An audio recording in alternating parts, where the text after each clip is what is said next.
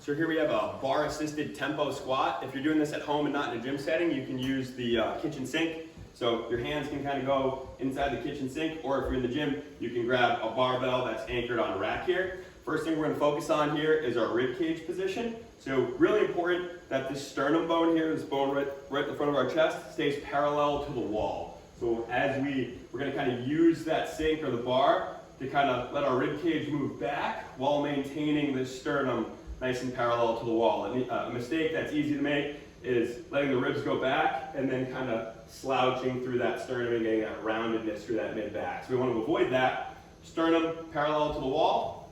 Shoulder blades are kind of moving around the rib cage as you kind of use this bar to kind of hang on a little bit. From there, we're going to feel the heels nice and heavy. We're going to get a little hip tuck that should be familiar from our wall progressions that we've worked on in the past. We're going to feel some glutes, hamstrings at the top. Really important we make sure our head stays over our rib cage stays over our pelvis as we descend down. So we're going to go nice and slow. We're going to breathe in. We're going to exhale. The first move is going to be knees forward.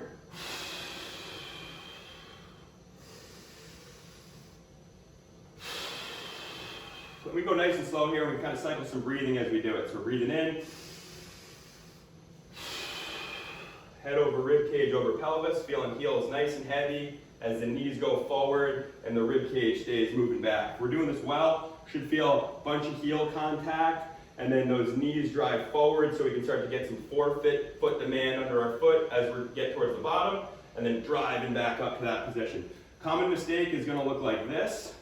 Hips go back, and now we no longer have that stacked position, or knees go too far forward, and again, we don't have that stacked position. So again, heels heavy, little tuck of the pelvis, ribs are moving back without that sternum dropping, and then we're just going nice and slow.